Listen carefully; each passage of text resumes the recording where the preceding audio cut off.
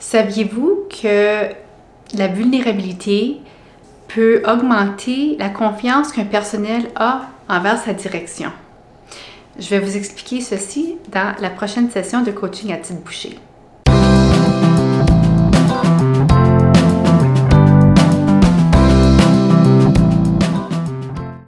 Alors, bonjour tout le monde, bienvenue à cette session de coaching à Tite Boucher. Je veux parler aujourd'hui de l'importance d'être vulnérable et transparente en tant que leader, notamment comme direction d'école. Puis, je vais utiliser un exemple de mon vécu et comment le fait que j'étais vulnérable en début de carrière comme direction m'a aidé à gagner la confiance de mon personnel. Donc, ça, c'est noté dans mon livre « The First Year Principle », mais je vais le répéter ici parce que je pense que ça vaut la peine. Alors, moi, je venais du secondaire. Pendant 20 ans, j'avais œuvré en tant qu'enseignante, puis direction adjointe au secondaire.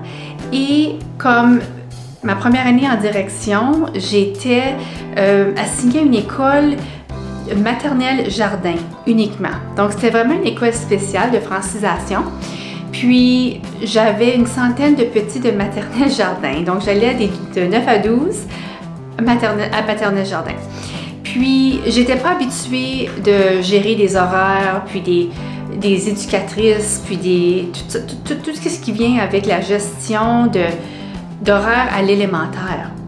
Alors, je me rappelle toujours, lors de ma première journée avec mon nouveau personnel, c'était une journée pédagogique, puis on était en réunion ensemble, je leur ai partagé mes forces comme leader et qu'est-ce que j'apportais à la table, mais j'ai aussi apporté ma vulnérabilité, les éléments avec lesquels j'avais besoin d'aide.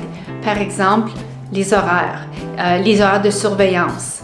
Puis j'avais déjà un modèle, un horaire d'établi. J'avais travaillé ça avec un mentor, mais je leur ai présenté l'horaire et je leur ai dit, vu que c'est pas ma force, j'ai besoin de votre aide.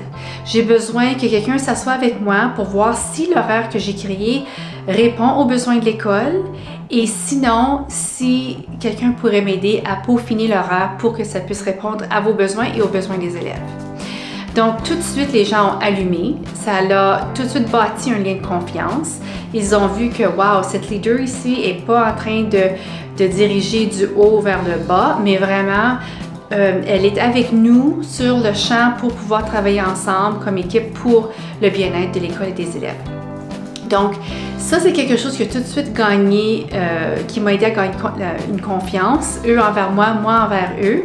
Et ça a vraiment dressé la table, ça a mis le ton pour l'année avec d'autres initiatives et d'autres tâches que je devais faire pour pouvoir bien gérer l'école.